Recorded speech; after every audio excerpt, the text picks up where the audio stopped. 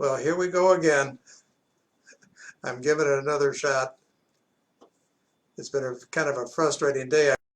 This is Brian McIntyre, guy living in long-term recovery because of a 12-step program that happens to be called Alcoholics Anonymous. And I was going to try to get on this thing at about 2:30, but then I had other issues come up and I couldn't get the computer to work right. And then I got frustrated and well, that's how it goes.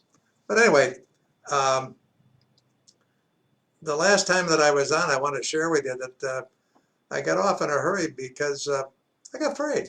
I got a little concerned that I just couldn't put this thing together. So it's a prime example of what a guy like myself goes through. I don't know if you can identify with this or not, but in some circles we're told that we live in, we're held in bondage by 1,000 different kinds of fears, and sometimes there's fears we don't even know what we have until bingo, something happens. And it did happen on the last blog I did, but so I'm a little better prepared. My mind's in a little better spot right now to talk about something that I think from my viewpoint is important. And if you care to join me and let me know what's going on with it, that'd be great. But I've been influenced by a lot of interesting people in my life, but I thought for today I would zero in on the person that probably influenced me the most. And when I was thinking through this, I thought, well, could be my dad, could be some of my friends in the 12-step recovery program, but I had to go back a lot farther. And you see, in 1902, I was part of a successful home improvement company, and there were two egomaniacs that were at the top of the pile, myself and another fellow. And I really liked a lot of cocaine at that time, and I was really having a hard time dealing with my partner, who made me feel like a worthless piece of caca. And so we brought a consultant in because we went from three of us sitting around a table trying to figure out how to make a living to a company with 100 employees doing a lot of business every month. And we were truly ego-driven. But as I was having difficulty with my partner, we brought a consultant in to work with us. And we had, by that time, we had purchased a Grumman Gulfstream twin jet Commander, and this consultant refused to fly in a small plane, and I had to take him to the airport. And that's when you could fly on Midway Airlines for $50 to Minneapolis. So I driving this fellow back and to Midway Airport. His name was Dave Yoho. And he said, "Brian, I know how to help you deal with your problems with your partner. I'm going to introduce you to the teacher's teacher." And I'm all ears. And he tells me, "You're going to have to go to Cincinnati, Ohio and visit a fellow by the name of Bill McGray. He can help you deal with your partner." Well, I heard that and I thought, man, I am going to get the words of wisdom to zap that son of a gun. And so I signed up the next weekend. Next Friday, I was in Cincinnati, Ohio. And I thought I was a big shot. You know, I had a Mr. T starter kit with the gold and all that kind of stuff dripping around my neck and my wrists and fingers. And so I was told they'd pick me up at the airport. And the person who was picking me up at the airport, I would look and I could identify her because she'd have like a daisy style key ring with yellow and blue, and then there'd be letters that said TUA on it. Just look for that person. Okay. I get there and I find out TUA. And I meet this lady, and she takes me to a place where the conference was being held, and it was a convent overlooking the Ohio River in Cincinnati, Ohio. And I thought, what is all this about? And so what I did was, I didn't get to see this fellow McGrain. I was at the wrong program. He wasn't doing his program until the next weekend, so I got stuck with his wife, a lovely lady by the name of Dean McGrain, and she did a program called Adventures and Attitudes. So I decided to stay for that. It was a weekend commitment, and that's a program where you look at understanding other people. So as I began to really like that program, because hey, it kind of rang a bell for me, because understanding others, it's always easier to look at others than to look at yourself. So I bought into that right away. And I had a great experience, and I thought I knew a lot, but I was piqued enough that I said, I'm going to come back the next weekend. And I still wasn't sure what that TUA meant, and I'll identify that right now for you, called Total Unconditional Acceptance. I wasn't anywhere near recovery, and by the, boy, hang on a second. First one of the day. So I wasn't anywhere near being where I wanted to be mentally, I'm sure.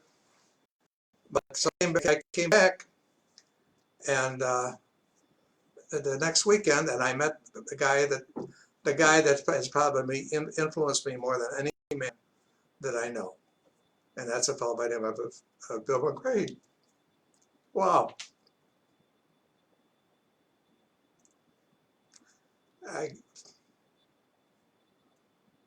I sure miss the guy.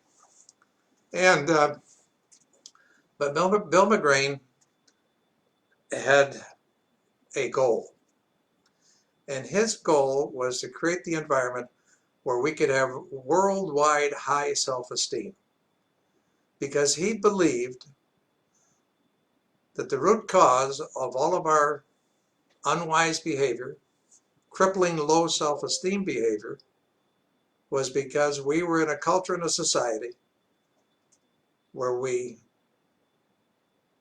compared and we value judged. And we put more value on self-worth than high self-esteem. So that began a relationship that lasted until he died at the age of 63. I had an opportunity to talk with him once a week. He was my mentor. I was nowhere near clean and sober. You know, I was, a matter of fact, my addiction issues were so strong at the time, because I transferred a lot of different choices as far as mind-altering substances, and I got to the point where I was unabashed about my cocaine use, because somebody said it's only psychologically addicting, Brian. Oh, no, well, that's okay. That would affect me. Well, hell bells. About a few years later, and it was really all over. So that relationship led me into a situation now, that total unconditional acceptance. Because I thought I accepted everything, everybody, and so, but that was, I was just scratching the surface. You know, the tip of the iceberg was chipped away at, and but I continued on my merry way. We came back to Illinois, and you know, my regular work and life environment, partying, everything I was doing, and I believe that for sure I was going to get those magic words to zap my partner. I did learn one thing there. I couldn't do anything about him. I had to work on me. Now, I didn't realize that there was a change, but everyone around me said, Brian, you've really changed. Well, I might have changed externally to some degree, but I was nowhere near carved out yet. I had to do a little more experimentation, and from that time I relocated. The company we had, it was called J.J. Grundy, and the company we had, we managed to put that thing down the tubes after we blamed everybody else for our problems. We had 400 employees and a bunch of offices in 7 states. And I was the guy that was always putting out the fires, at least I thought I was. I was probably creating as many as I was putting out. But I had a great knack. I got a call from a fellow in Boston, Massachusetts, that, hey, now that you're not going to be with Grundy anymore, would you want to move out here? I said, sure. So I packed up my wife and the kids and my mother. We went out to Boston, and I managed to make a complete ass out of myself. And I got fired from a job that was significant, but it took them 1.5 years to get rid of me because I had a work contract. And I came back to Illinois, and I'd made a lot of unwise choices in life and carrying on, and had some significant. I went through a divorce and then another breakup of a relationship within a 2-week period of time, and that drove me right to my knees. And that's what got me into recovery. You know, I got arrested, and I had a full-page ad to buy siding and windows running in the Ottawa Daily Times, and I was in the Siren Report 2 days later. So I got real notoriety, and I wanted to go hide. And the fellow said to me, you know, Brian, you've got to really live in the real world. Why don't you try intensive outpatient? So I went to intensive outpatient at St. Mary's in Streator, Illinois. And first time I went for the cops, second time I went for the kids, and finally the third time I went for me, even after the dog left. But now let's get back to that TUA. When I got into a 12-step program, I began to realize that there was something in words that I could identify with, and that TUA, acceptance. So now I've got to have acceptance, and somewhere in the 12 steps it talks about acceptance. And then the total and conditional part, as I started to work through these things called the steps, I was really quite impressed that there was something that I could do about what I needed to do. But if I didn't do all those steps, and so I had to get a sponsor, and I went and got a sponsor. And it was a guy I really couldn't stand, but I liked what he had. And so he led me through the first, second, and third step, got me through the 4th step, and then when he got me into the 5th step, and it took about 4 hours to go through that 5th step. Because, you know, one thing that Bill McGrain taught me is that 2 of our biggest fears in life are self-disclosure and public speaking. So, and that because of that 5th step, you got to disclose all that stuff. And until you get that stuff out, man, it's going to just bury you. And that's what I permitted it to do to me for a long time. So I did that fourth and 5th step thoroughly with Chuck. And he said, do you feel any different? I said, no. And then he said to me, you will. About 4.5 hours later, I had the most unbelievable spiritual awakening. Sometimes I'm a little shy on even describing how great it was, because people would think I was high or just it couldn't be possible, but it was. So as we moved through that part, I got more involved in the 12-step program. Started doing a lot of 12 steps and all the things in between. continued on, and then I had some life experiences that were such that I didn't want to be in the home improvement business anymore, because with all of the craziness that I was exhibiting in my life, I also became an intravenous drug user, and it put me where I wanted to be. That was my main coping skills at that time, and but because of that, I got hepatitis C, and then when I got that first liver transplant, what a miracle that was. But when I got the second liver transplant, and I'm laying on my life bed at Mayo Clinic, and I said to I found a higher power, you know, and so I'm talking to my higher power, and I said, well, Lord, what do you want me to do with the rest of my life? And I didn't get a big answer like, get your ass out of bed. No, I didn't get any of that. But I just got that inner knower said, you got to do something.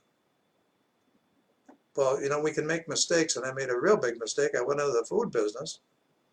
But the second thing I did is I decided to go back to school. I was 6 years old. So I went back to school. I've got to give credit to my daughter and a classmate, because if it wasn't for them, I'd have never got through and got my associates. I needed a lot of help, and I had to ask for it.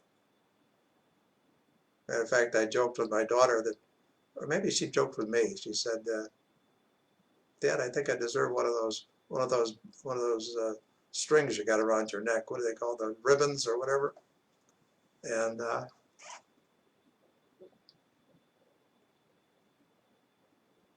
I'm grateful for that too. So here I am, sitting in solitary confinement at the Armory Incubator in Streator, Illinois, just having the time of my life. There's not too much that I have to make excuses for today, but one thing I've learned is if I'm wrong, I got to admit it, and I got to live in the solution and not stay in the problem. So I just thought I'd share those thoughts with you. And I'm grateful to anybody that might have tuned in today to listen. And I'll be moving along. If you would like to call me, you know, and if you got any issues going on, if you know of anybody that's got any problems, I'm a resource guy. You know, I want to be able to help people. So if I'm awake, I answer my phone up until 10 o'clock at night, 7 days a week. Thanks so much. Check with you later. Bye-bye now.